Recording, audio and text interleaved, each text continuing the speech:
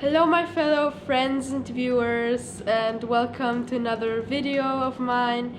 Today I'm going to be talking about me being here in Italy. I'm going to stay here for about 6 months because I decided to do an exchange semester. It's called Auslandssemester in German. In this video I will discuss why I came here, what my everyday life looks like, and overall what I'm doing and how life is treating me. So I really hope you guys enjoy this video and stay tuned. First things first, I came here to Italy just because I had already spent 2 years in Peru when I was 10 years old, from 10 to 12, and I also went to school and I had like the whole experience of being in South America, which I truly enjoyed. Also made a lot of friends and got to know a couple of other places other than just my village. I'm really happy that my parents took the decision to take me to another village, another country, and I really believe that it expanded my whole view of life. The first thought that popped into my head when I thought about doing an exchange semester was going back to Peru, because I was already familiar with the people there. So I was pretty sure I was just going back to Peru, you know, back to my second hometown. But then I decided to go to Italy instead, just because my dad is half Italian and half Austrian, but he grew up in Austria, and I grew up in Austria too. There was the reason why I decided to go to Italy, because I've never ever in my life stayed for a longer period of time in my grandma's country, and I've never really experienced the whole living situation here. So I decided I will go to Italy instead of going to Peru, which was quite a good decision, honestly, now looking back. I've now been staying here for 1 month, and yeah, there's 5 months more to go. I'm staying with my uncle, which means he's the cousin of my dad. His house is like really pretty. They also have a chimney, as you guys can see. It's really a cute house. And I'm going to school, of course, every day from Monday to Saturday actually, which is quite interesting because in Austria I never ever went to school on Saturdays. But yeah, the overall schedule here is different than in Austria. I'm trying to not exaggerate so much on, oh my gosh, I have to go to school on Saturdays, it's just so annoying. I'm trying to convince myself to be grateful still, and be grateful that I only have school until 12:35 every day. So I would say it's quite alright, but yeah.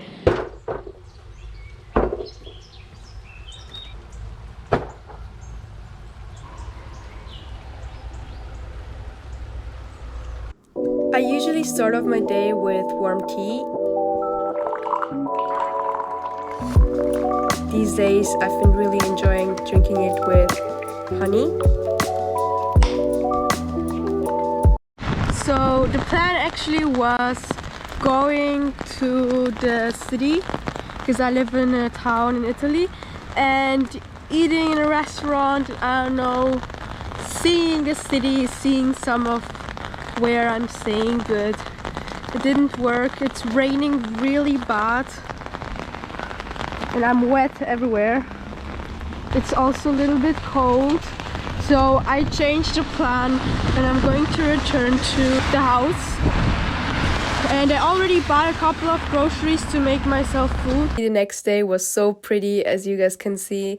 The sun was shining really bright, but the air was still breezy and fresh, not too hot, so I decided to go on a little trip with the bicycle.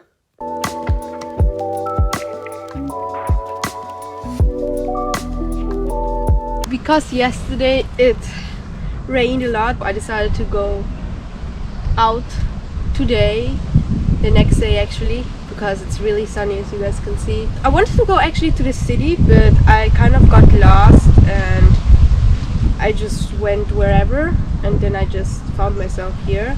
I think this is countryside, I don't really know, because my uncle lives in the countryside near a city, so I think that still must be countryside-ish. I don't really know.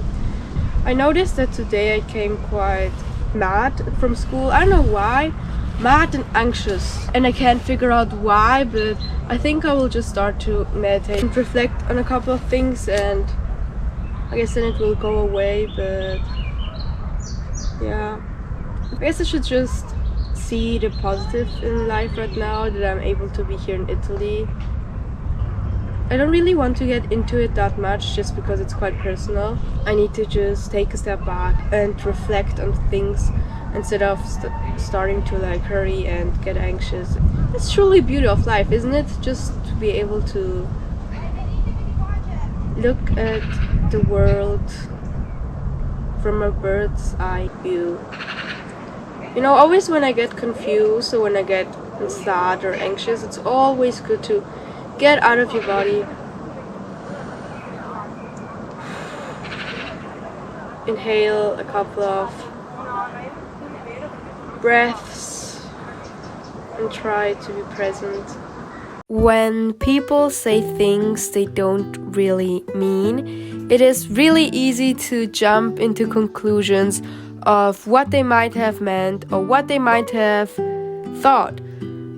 These interpretations are most of the times not even true, and it is at moments like these that we seem to think that we are the people who are getting attacked. What many forget is that our perspective of situations a lot of the times doesn't align with reality.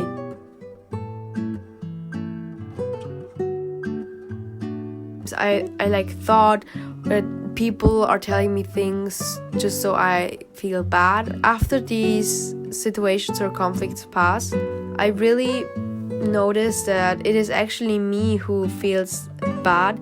It is me who has a problem, not the people telling me how I should do things or how I should behave.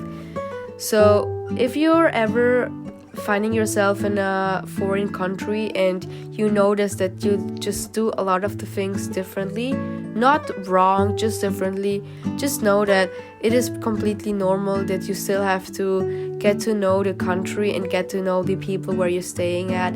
It is really wonderful when you finally understand that you truly aren't a victim, and most of the times people are just trying to help you. And I feel like this was kind of an awakening kind of a little bit, because I noticed that truly everybody likes me and everybody is okay with me, and I began to be responsible for my actions instead of always trying to put myself in a victim position and put myself in a position where I am the one getting hurt or I am the one whose feelings are getting disrespected or things like that.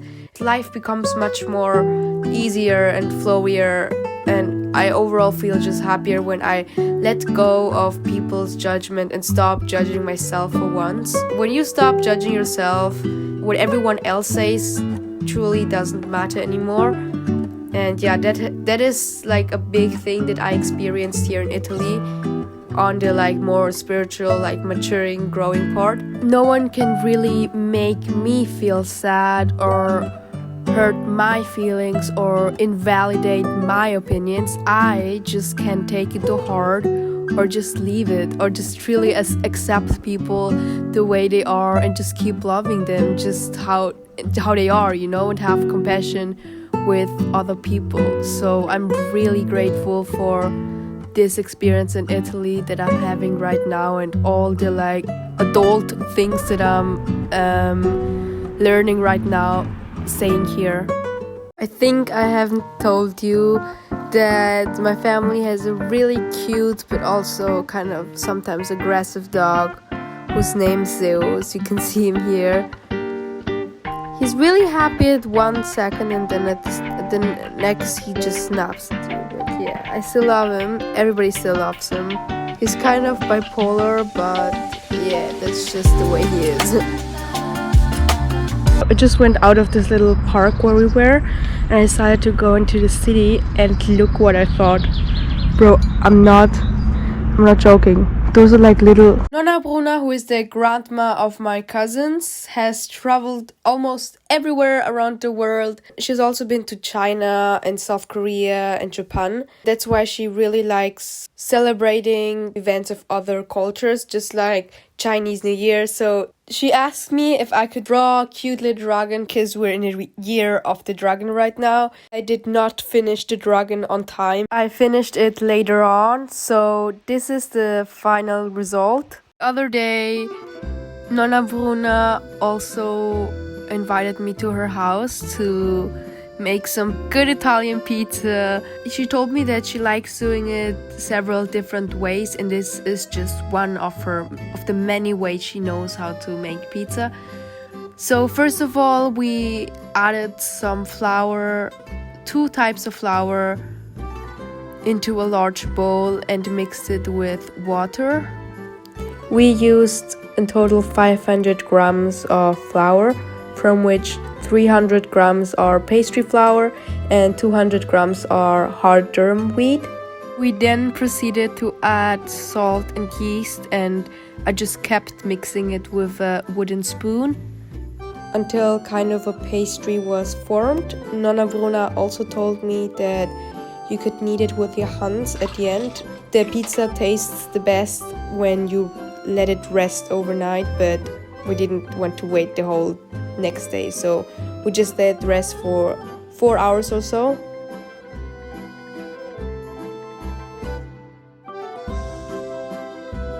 Later, I started cutting the mozzarella in small pieces. We decided to only use one.